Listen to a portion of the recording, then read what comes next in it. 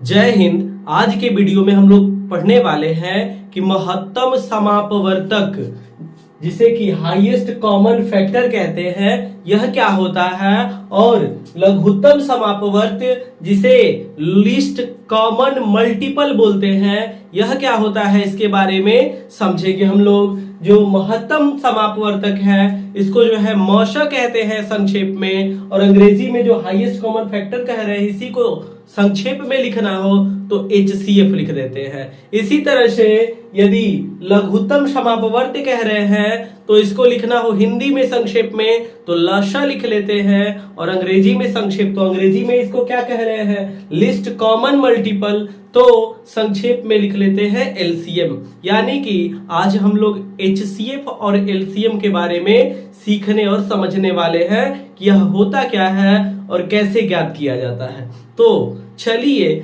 सबसे पहले हम लोग समझते हैं कि महत्तम समापवर्तक यानी कि HCF क्या है।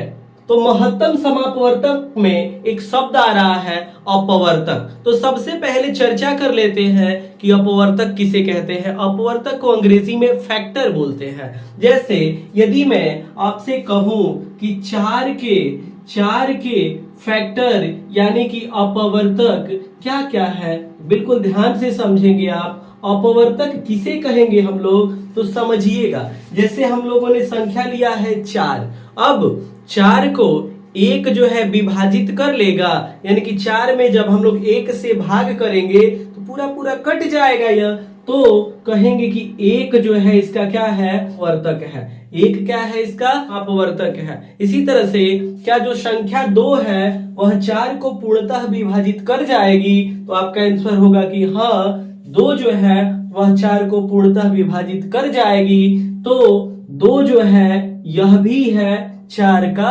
अपवर्तक। इसी तरह से आगे बढ़े तो क्या 3 जो है 4 को पूर्णतः विभाजित करेगी, तो समझिए आप जानते हैं कि 4 में जब हम लोग 3 से भाग करेंगे तो एक बार और यहाँ शेषफल 1 मिलेगा, पूर्णतः नहीं विभाजित हो रहा है। पूर्णतः कब कहते हैं कि विभाजित हो रहा है, जब शेषफल 0 हो जाए। तो यहाँ देखिए तो 3 से पूर्णतः विभाजित नहीं हो पा रही है संख्या 4, अतः कहेंगे 3 जो है वह 4 का अपवर्तक नहीं है। इस तरह से अब आगे बढ़ते हैं, क्या 4 जो है यह 4 को विभाजित कर लेगा, तो 4 जो है स्वयं 4 से विभाजित हो जाएगा, यानी कि जो 4 है यह भी 4 का अपवर्तक है। तो कुल मिला के अपवर्तक किसे कहेंगे हम लोग, तो जब भी कोई संख्या दी गई है और उस संख्या को जो संख्याएं विभाजित कर सकती हैं, और कैसे विभाजित कर सकती हैं, पूर्णतः विभाजित कर सकती हैं। यानी कि कोई संख्या दी गई है, उस संख्या को जो संख्याएं पूर्णतः विभाजित कर सकती हैं, उन संख्याओं को दी गई संख्या का क्या कहेंगे, अपवर्तक कहेंगे। क्या कहेंगे, अपवर्तक कहेंगे। जैसे यदि हम लोग बात करें 24 के अपवर्तक, 24 के अपवर्तक क्या क्या होंगे समझते हैं। देखिए एक तो ऐसी संख्या है जिससे प्रत्येक संख्या विभाजित हो जाएगी, तो एक जो है इससे 24 विभाजित होगा, यानी कि 1 जो है वह 24 का अपवर्तक है। अब 2 से समझते हैं, 2 जो है यह 24 को पूर्णतः विभाजित कर लेगा कि नहीं कर लेगा, तो 2 से भी 24 पूर्णतः विभाजित हो जाएगा। 2 का पहाड़ा पढ़ेंगे तो 2 गुणे 12 जब करेंगे हम लोग तो 24 आ जाएगा, यानी कि 2 से विभाजित हो जाएगा 24, तो 2 जो है यह 24 का अपवर्तक है। इसी तरह से आगे 3 से विभाजित हो जाएगा पूर्णतः, कौन, 24, तो 3 जो है 24 का क्या है, अपवर्तक है। इसी तरह से 4 से भी विभाजित हो जाएगा, यानी कि 4 जो है यह भी 24 का क्या है, अपवर्तक है। 5 से पूर्णतः विभाजित नहीं होगा 24, तो 5 नहीं है। 6 से विभाजित हो जाएगा, इस तरह से 6 जो है 24 का अपवर्तक है। आगे बढ़ते हैं, 7 से नहीं विभाजित होगा तो 7 अपवर्तक नहीं है 24 का। 8 से पूर्णतः विभाजित हो जाएगा 24, यानी कि 8 जो है यह भी अपवर्तक है। ऐसे ही लिखते चले तो 9 से नहीं विभाजित होगा पूर्णतः, 10 से नहीं होगा, 11 से नहीं होगा, 24, 12 से हो जाएगा। 12 से जो है 24 पूर्णतः विभाजित हो जाएगा। वैसे बढ़ते चले तो 13, 14, 15, 16, 17, 18, 19, 20, 21, 22 और 23, इनमें किसी से भी ये विभाजित नहीं होगा पूर्णतः। अब 24 जो है 24 से पूर्णतः विभाजित हो जाएगा, यानी कि 24 जो है यह भी 24 का अपवर्तक है। अब आप बात समझ पा रहे होंगे अपवर्तक का मतलब क्या है। तो यदि कोई संख्या दी गई है तो वे सभी संख्याएं जो दी गई संख्या को पूरा पूरा काटती हो, पूरा पूरा विभाजित करती हो, तो उन संख्याओं को क्या कहेंगे, दी गई संख्या का अपवर्तक कहेंगे। जैसे हम लोग 4 के लिए कह रहे हैं तो 1 से ये कट जाएगा, 2 से कट जाएगा, 4 से कट जाएगा, तो 1, 2, 4 जो है ये क्या हो गया, 4 का ये अपवर्तक है। आगे कहें तो 24 का अपवर्तक, तो ये 1 से कटेगा, किसकी बात कर रहे हैं, 1 कटेगा 1 से, 24 की बात कर रहे हैं कि 24 जो है 1 से कट जाएगा, 2 से कट जाएगा, 3 से कट जाएगा, 4 से कट जाएगा, 6 से कट जाएगा, 12 से कट जाएगा और 24 से कट जाएगा, 8 से कट जाएगा। तो इस तरह से ये सभी संख्याएं 1, 2, 3, 4, 6, 8, 12, 24 ये सभी क्या है, 24 के अपवर्तक है। तो आपको अपवर्तक का मतलब यानी कि फैक्टर के बारे में समझ में आया होगा। आगे बढ़ते हैं। अब देखिए जब अपवर्तक समझ गए हम लोग, तो अब जरा आते हैं कि महत्तम समापवर्तक HCF का मतलब क्या है। देखिए बिल्कुल ध्यान से समझना है हम लोगों को कि महत्तम समापवर्तक का मतलब है क्या। इसको हम लोग अंग्रेजी में क्या बोल रहे हैं, HCF, highest common factor. Factor तो अभी पढ़े हम लोग, फैक्टर अपवर्तक का मतलब अभी पढ़े हम लोग। अपवर्तक में क्या कहे, तो कोई संख्या दी गई है, उस संख्या को जो जो संख्याएं विभाजित कर लेंगी उन संख्याओं को क्या कहेंगे, दी गई संख्या का अपवर्तक कहेंगे। इसके बाद हम लोग समझ रहे हैं अब क्या कि महत्तम समापवर्तक क्या है। तो महत्तम समापवर्तक में समझिएगा बिल्कुल ध्यान से, 2 संख्या दिया है या 2 से अधिक। अब देखिए जैसे मैं कहूं कि 4 है और 24, इन दोनों का महत्तम समापवर्तक क्या होगा। तो महत्तम समापवर्तक यानी कि highest common factor. Highest common factor का मतलब यह है कि इसके जो अपवर्तक लिखे हैं हम लोग, इसमें वह सबसे बड़ा अपवर्तक जो दोनों में कॉमन मिल जाए। मतलब क्या है, 1 मिल रहा है दोनों में, 2 मिल रहा है, 4 मिल रहा है, और कोई कॉमन मिल रहा है नहीं ना, 1, 2 और 4। तो इसमें जो मिल रहे हैं कॉमन 1, 2 और 4, इसमें सबसे बड़ा कौन है, किसकी बात कर रहे हैं, जो कॉमन मिल रहे हैं उनमें। तो 1, 2, 4 में सबसे बड़ा 4 है ना, तो यही जो 4 है यह हो जाएगा कि 4 और 24 का क्या है, तो 4 और 24 का है यह HCF। 4 और 24 का HCF क्या है, 4 है। अब यहां जो HCF कह रहे हैं तो समझिएगा, फैक्टर में हम लोग कहे ना कि किसी भी संख्या का जो फैक्टर होता है उस संख्या को पूर्णतः विभाजित करता है। तो 4 जो है 4 को विभाजित करेगा ही करेगा पूर्णतः, 24 को भी विभाजित करेगा। तो ऐसी खास क्या बात है कि इसको हम लोग अपवर्तक न कह के हाईएस्ट कॉमन फैक्टर HCF बोल रहे हैं। तो इसमें खास बात यह है ना कि 4 जो है इस 4 को भी विभाजित कर रहा है, 24 को भी विभाजित कर रहा है, साथ ही साथ इन दोनों के जो अपवर्तक है उनमें वह सबसे बड़ी संख्या है। इसी को क्या कहते हैं, महत्तम समापवर्तक कहते हैं। परिभाषा हम लोगों ने लिखा हुआ है कि जो 2 या 2 से अधिक संख्याएं दी गई हो, 2 या 2 से अधिक संख्याएं, तो इन संख्याओं को मतलब क्या है, जितनी संख्या है इनमें से प्रत्येक को पूर्णतः जो विभाजित करे, पूर्णतः क्या करे, विभाजित करे, और पूर्णतः विभाजित करने वाली सबसे बड़ी संख्या। तो देखिए दी गई 2 या 2 से अधिक संख्याओं में से प्रत्येक को पूर्णतः विभाजित करने वाली जो सबसे बड़ी संख्या है उसको जो है दी गई संख्याओं का HCF यानी कि MSH कहते हैं, महत्तम समापवर्तक कहते हैं। इस तरह से आप समझ पाए होंगे कि महत्तम समापवर्तक का मतलब क्या है। तो महत्तम समापवर्तक मतलब क्या है, यदि 2 संख्या है या 2 से अधिक संख्या है, इसका कहा जा रहा है कि MSH। तो MSH का मतलब यह है कि एक ऐसी संख्या, और कैसी संख्या, तो एक ऐसी सबसे बड़ी संख्या जो जितनी भी संख्याएं दी गई हैं सबको पूर्णतः विभाजित करे। उसे ही क्या कहेंगे, महत्तम समापवर्तक कहेंगे। इस पे सवाल भी कुछ सीखेंगे, समझेंगे हम लोग।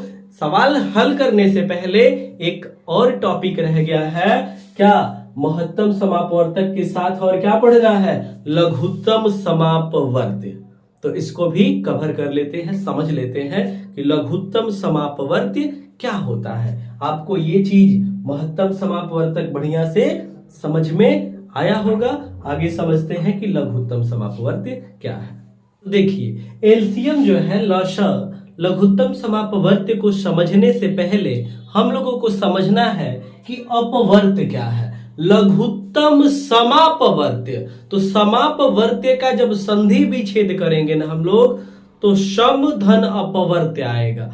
तो आखिर ये जो अपवर्त्य आ रहा है शब्द, इसका मतलब क्या है, तो समझिएगा। जब आपको अपवर्तक समझ में आ गया होगा तो समझिए, अगर आप अपवर्तक समझ लिए तो अपवर्त्य में कुछ नहीं है, कुछ खास नहीं है। अपवर्त्य का मतलब क्या है, जैसे मैं आपसे कहूं 4 के अपवर्त्य, अपवर्त्य मीन्स क्या, मल्टीपल, मल्टीपल मीन्स क्या, तो समझिए 4 का पहाड़ा तो आप नॉर्मली पढ़े हैं ना, याद है आपको ना कि 4 एकम 4, फिर 4 दूना के 8, 4 तिहाई 12। तो यही जो पहाड़ा पढ़ रहे हैं, इसको पढ़ते चले जाइए जहां तक पढ़ते जा रहे हैं, यही सभी क्या कहलाएंगे, 4 के अपवर्त्य कहलाएंगे। क्या कहलाएंगे, 4 के अपवर्त्य। मतलब 4, 8, 12, 16, 20, 24,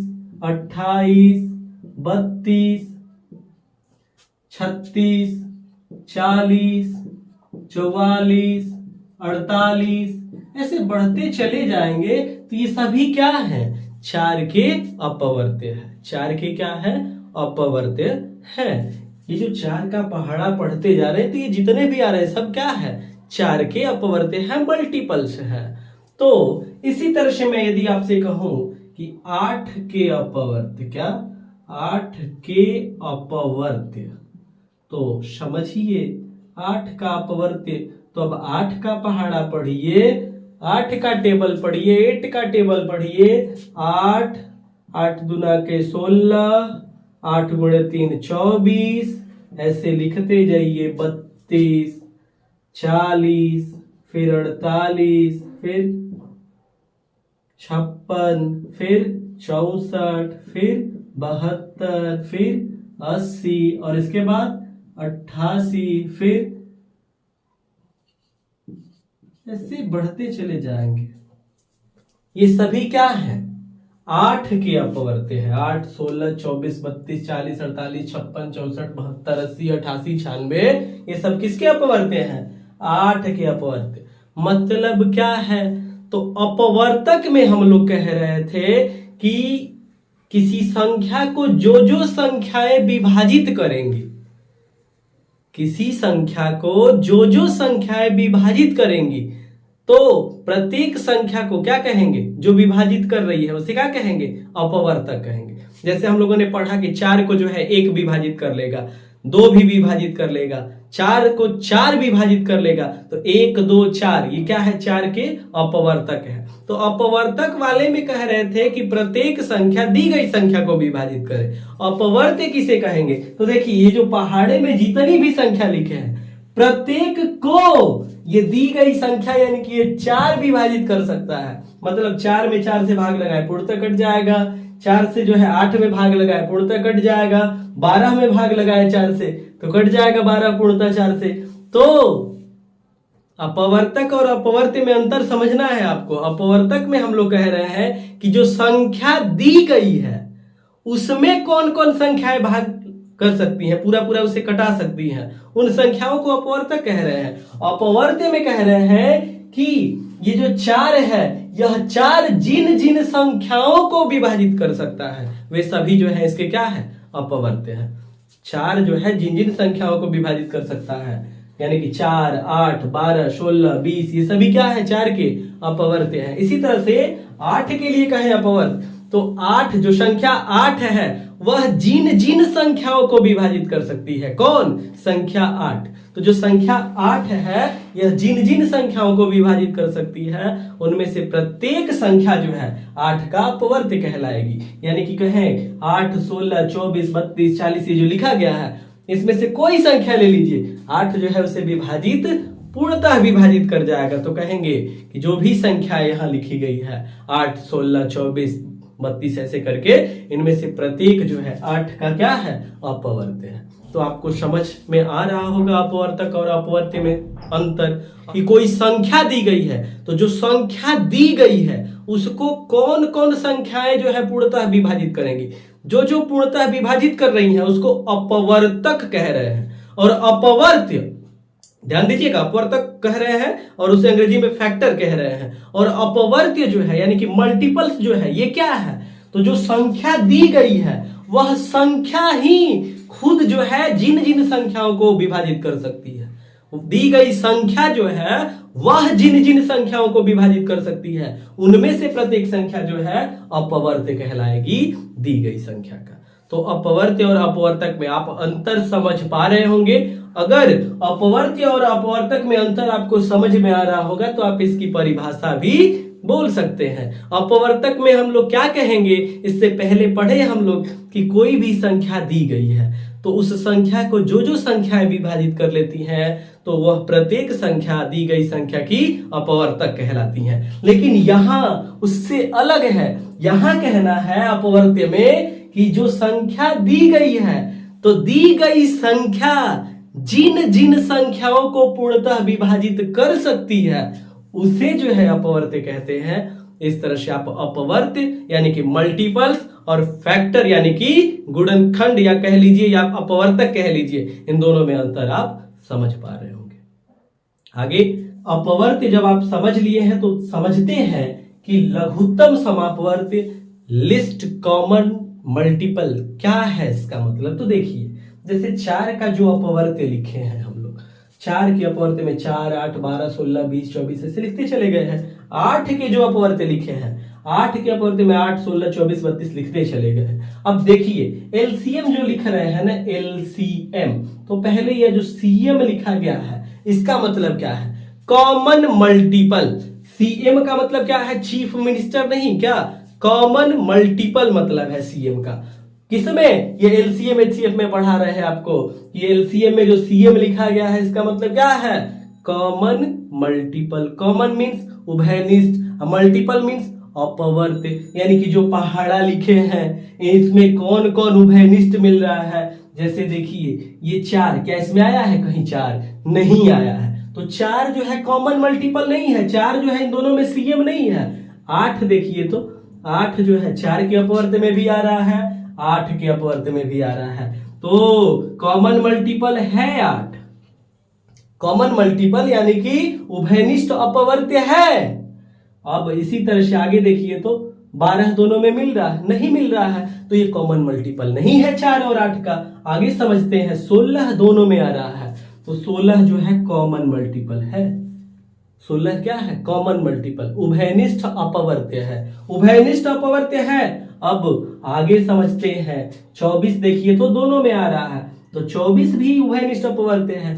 इसी तरह से आगे देखिए समझते हैं 32 जो आ रहा है यह भी दोनों में आ रहा है, यह भी उभयनिष्ठ अपवर्त्य है। समझ पा रहे होंगे, 8 दोनों में आ रहा है, इसको लिखे हम लोग। 24 आ रहा है, 16 आ रहा है, तो देखिए 16 को लिख लिए, 24 को लिख लिए, 32 को लिख लिए हम लोग। फिर जो है फिर किसको लिखे हम लोग, 32 के बाद आगे देखिए तो 40 आ रहा है। 36 दोनों में नहीं है, 36 दोनों में नहीं है, तो 36 जो है सीएम कॉमन मल्टीपल नहीं है, 40 है। आप समझ पा रहे होंगे। इसी तरह से कॉमन मल्टीपल लिखते चलेंगे हम लोग। तो अब ये जो कॉमन मल्टीपल सीएम, जो कॉमन मल्टीपल उभयनिष्ठ अपवर्त्य लिख रहे हैं, इसमें सबसे छोटा अपवर्त्य देखिए तो कोई है, तो सबसे छोटा है 8, 16, 24, 32 ऐसे लिखते जा रहे हैं, बढ़ता जा रहा है। सबसे छोटा 8 है, सबसे छोटा क्या है, 8 है, तो यही तो है। अब इससे पहले देखिए सीएम हो गया, सीएम मींस कॉमन मल्टीपल मिल गया, इसमें एल जोड़ेंगे, एलसीएम, तो यानी कि जो सीएम लिखे इसमें जो सबसे छोटा है, यानी कि लिस्ट कॉमन मल्टीपल, यानी कि जो उभयनिष्ठ हम लोगों को अपवर्त्य मिले हैं इसमें सबसे छोटा अपवर्त्य, तो सबसे छोटा अपवर्त्य 8 है, यही कहलाएगा कि 4 और 8 का एलसीएम यानी कि लिस्ट कॉमन मल्टीपल यानी कि सबसे छोटा उभयनिष्ठ अपवर्त्य क्या है, 8 है। तो आप समझ पा रहे होंगे कि लिस्ट कॉमन मल्टीपल यानी कि एलसीएम का मतलब क्या है। इसके लिए आप सबसे पहले अपवर्त्य को समझ लीजिए कि जो संख्या दी गई है वह संख्या जिन जिन संख्याओं को विभाजित कर सकती है, प्रत्येक संख्या जो है अपवर्त्य कहलाएगी। इस तरह से यदि दो संख्याएं दी गई है और दोनों में कुछ अपवर्त्य कॉमन मिल रहे हैं तो उसको कॉमन मल्टीपल सीएम बोलेंगे हम लोग, यानी कि हिंदी में कहें तो उभयनिष्ठ अपवर्त्य कहेंगे। और ये जो उभयनिष्ठ अपवर्त्य है इनमें जो सबसे छोटा अपवर्त्य होगा इसको जो है लिस्ट कॉमन मल्टीपल बोलेंगे, यानी कि एलसीएम कहेंगे। और हिंदी में कहें तो लघुत्तम यानी कि सबसे छोटा समापवर्त्य यानी कि वह अपवर्त्य जो दोनों में कॉमन है। यानी कि दो या दो से अधिक जो संख्याएं हैं उनके जो अपवर्त्य लिखे गए हैं उन अपवर्त्यों में उभयनिष्ठ सबसे छोटा जो अपवर्त्य होता है उसे जो है दी गई संख्याओं का क्या कहते हैं, लघुत्तम समापवर्त्य एलसीएम कहते हैं। तो आप लघुत्तम समापवर्त्य का मतलब समझ पा रहे होंगे कि लघुत्तम समापवर्त्य क्या है। तो दी गई संख्याएं इनका मल्टीपल है, इनके मल्टीपल में जो कॉमन मल्टीपल आ रहे हैं और उन कॉमन मल्टीपल में भी जो सबसे छोटा मल्टीपल है उसको जो है हम लोग एलसीएम कहेंगे, लिस्ट कॉमन मल्टीपल कहेंगे, हिंदी में लघुत्तम समापवर्त्य कहेंगे, संक्षेप में लश लिखेंगे।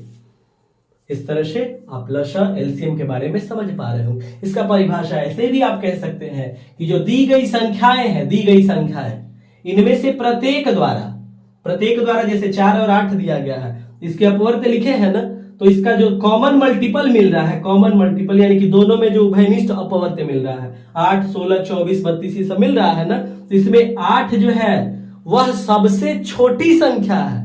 8 जो है वह सबसे छोटी संख्या है जो 4 से भी विभाजित हो जाएगी, 8 से भी विभाजित हो जाएगी। कहने का मतलब है क्या, ये कह रहा हूं कि 16 विभाजित नहीं होगा, 16 भी विभाजित हो जाएगा 4 से, 8 से भी विभाजित हो जाएगा 16, पूर्णतः विभाजित हो जाएगा, 16 भी विभाजित हो जाएगा 4, 8 से। लेकिन 8 और 16 में छोटा कौन है, 8 है ना। आगे 24 भी विभाजित हो जाएगा 4 से, 8 से भी विभाजित हो जाएगा। लेकिन समझना यह है कि जो विभाजित हो रही है संख्या इनमें सबसे छोटा कौन है, 8 है ना।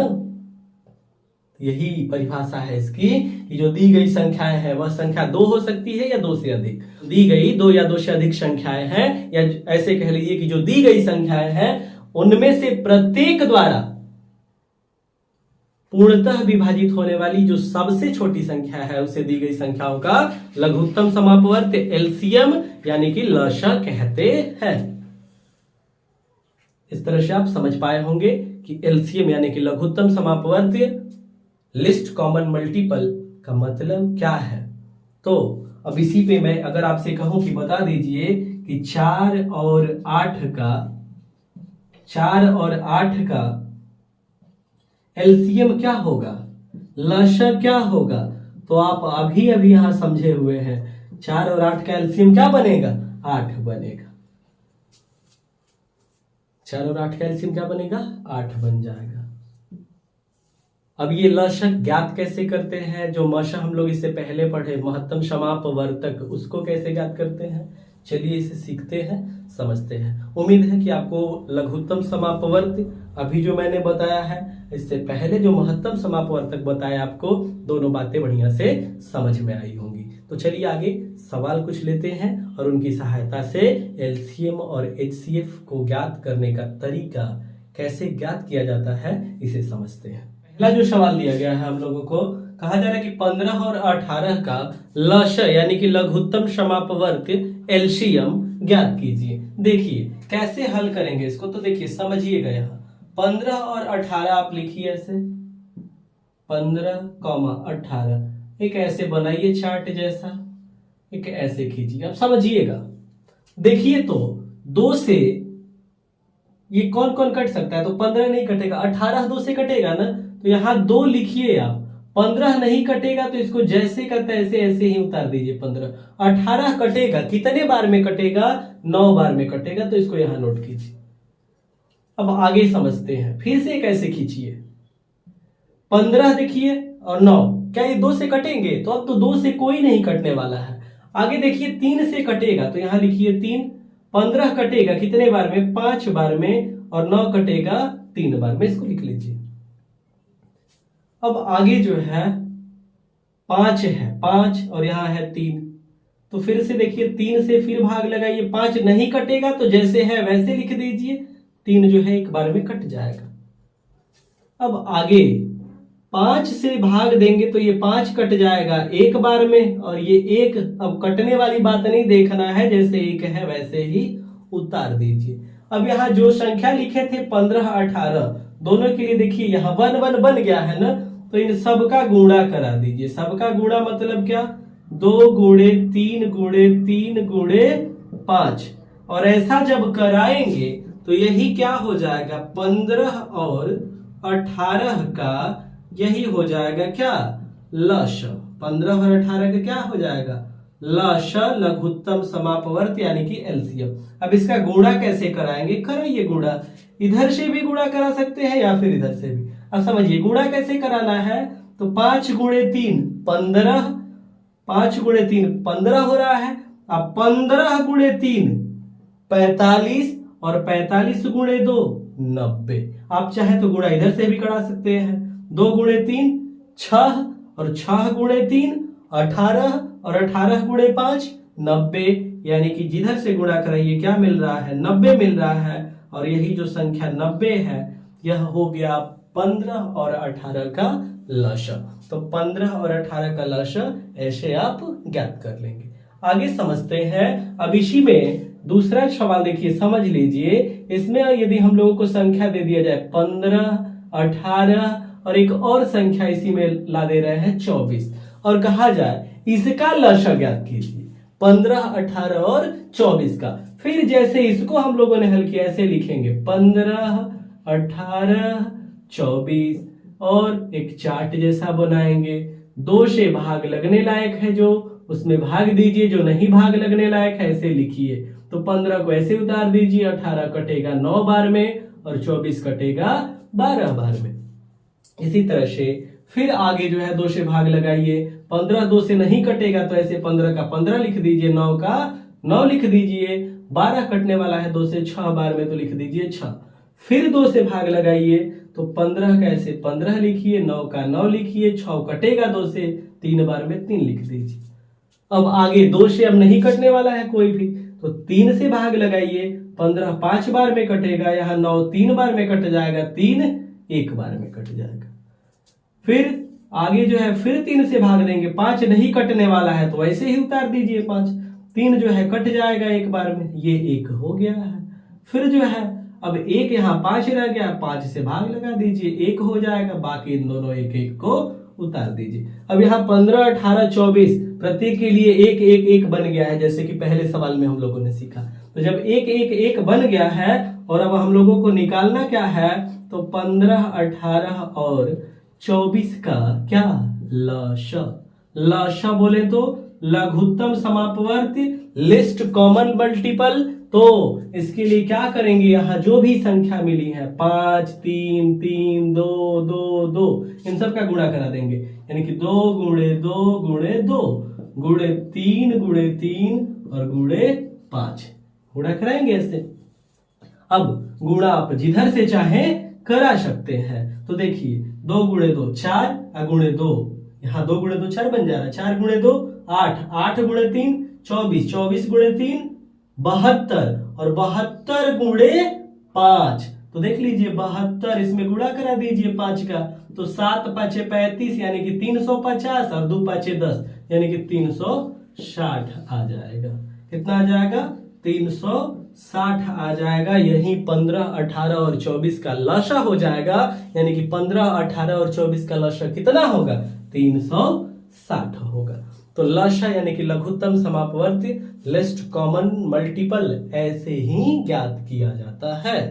अब देखिए जब आप ये बात समझ लिए होंगे एलसीएम और एचसीएफ ज्ञात करना, तो फिर सीखते हैं हम लोग कि आखिर एचसीएफ यानी कि मौसा कैसे ज्ञात करते हैं। तो समझते हैं इसे। देखिए, अब यदि यहीं पे मैं कहूं आपसे कि 15 और 18 का जो लसा ज्ञात कर रहे थे, अब क्या ज्ञात करना है? मौसा। इसको मैं बना ले रहा हूं तीसरा सवाल। और जो ज्ञात कर रहे हैं लसा, इसमें क्या ज्ञात करना है? मौसा। तो समझिएगा, ये तो लसा ज्ञात करने का तरीका था। अब समझते हैं कि मौसा कैसे ज्ञात करेंगे। तो देखिए, मौसा के लिए मैं यहां लिख रहा हूं। देखिए 15 को जो है, 15 को और 18 को समझिएगा ध्यान से मैं क्या बोल रहा हूं। 15 को ऐसे चार्ट जैसे बना के बस 15 को भाग दीजिए 3 से, कितने बार में? 5 बार में। 5 से 1, अब यहाँ 1 हो गया ना, छोड़ दीजिए इसको। 18 को ऐसे ही कीजिए, 2 से कटने वाला है, कितने बार में? 9 बार में। अब 2 से नहीं कटेगा, 3 से कटेगा, 3 बार में। फिर 3 से 1 बार में। अब यहाँ 1 हो गया इसके लिए। यानी कि 15 को, किसको? 15 को हम लोग लिख सकते हैं, क्या लिख सकते हैं? 3 गुणे 5। क्या लिख सकते हैं? 3 गुणे 5। इसी तरह से जो 18 है, 18 इसको हम लोग लिख सकते हैं क्या?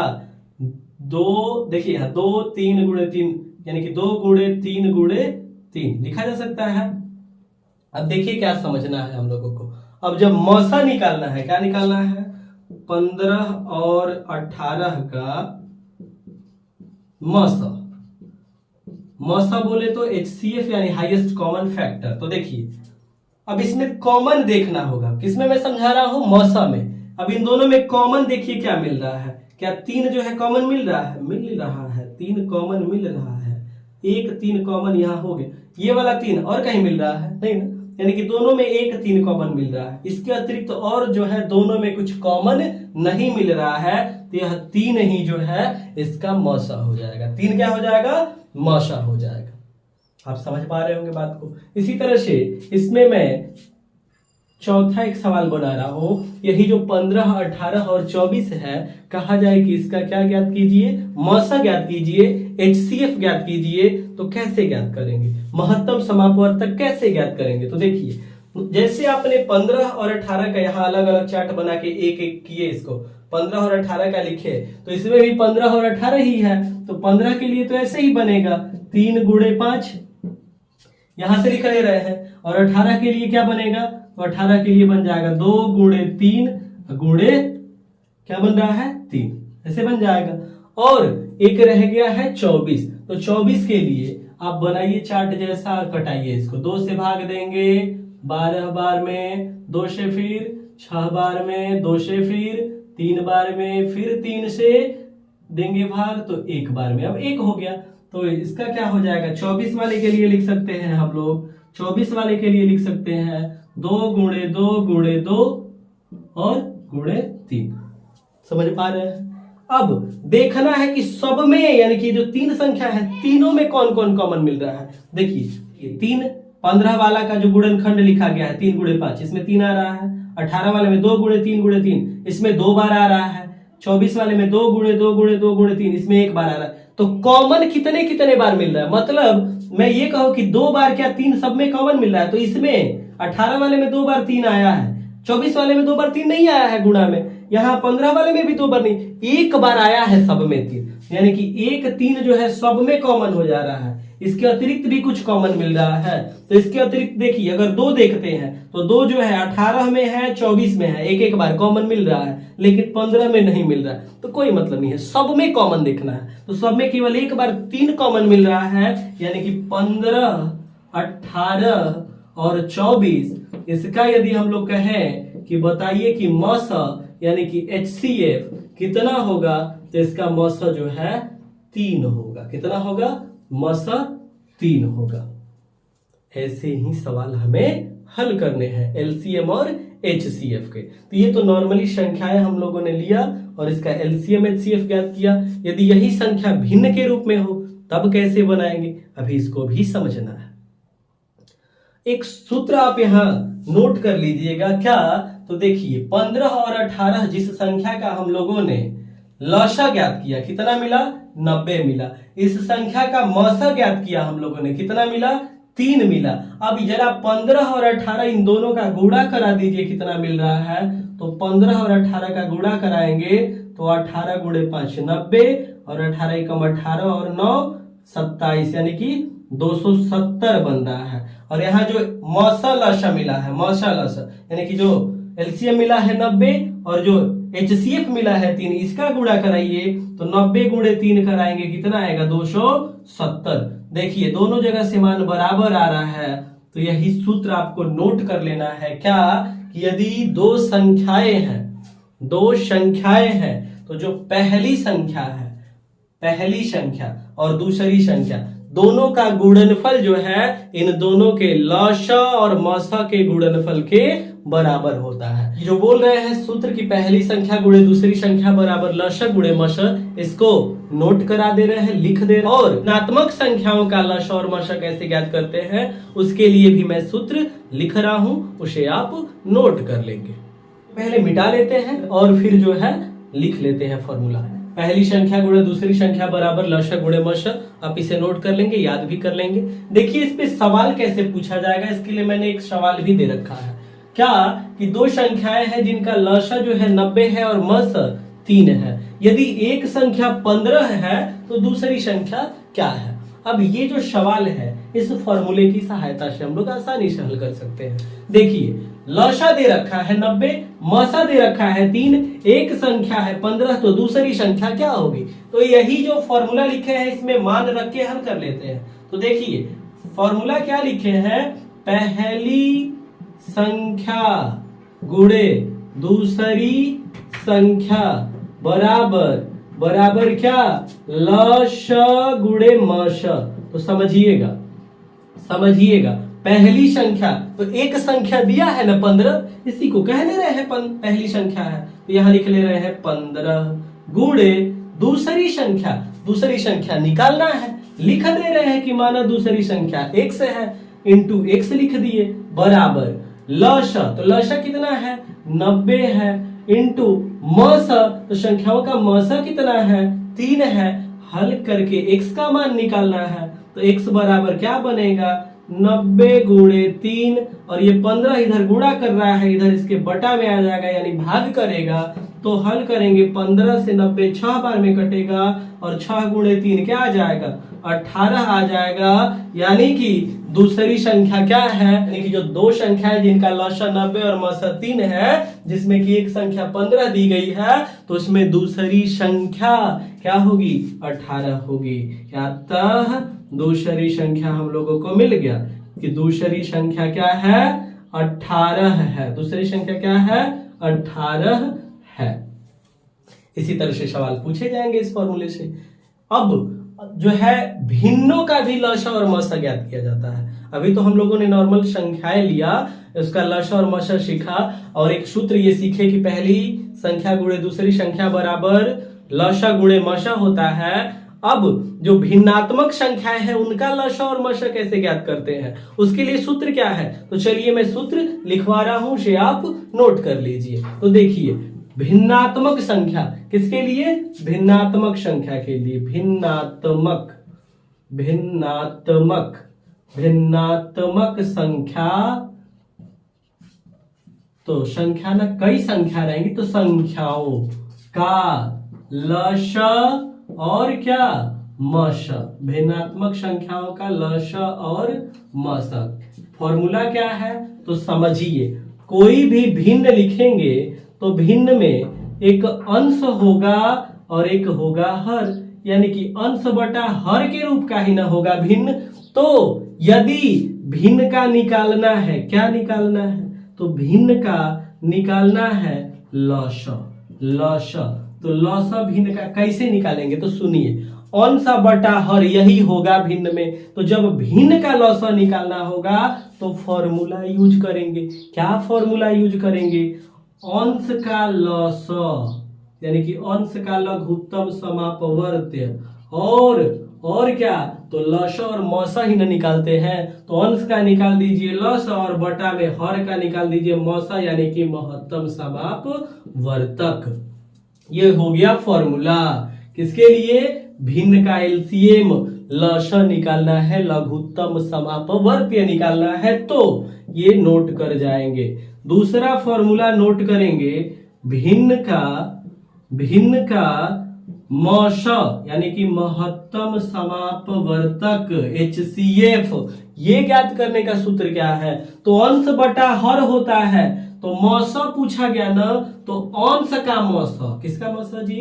अंश का मस यानी कि अंश का महत्तम समापवर्तक, और बटा में क्या?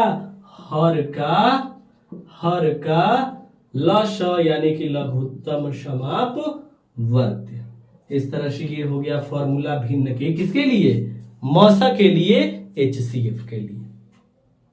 फॉर्मूले को आप याद कर लेंगे। आप समझ लीजिए, लस कहा जा रहा है ना, तो अंश बटा हर होता है भिन्न जो है अंश बटा हर के ही रूप में लिखा होता है।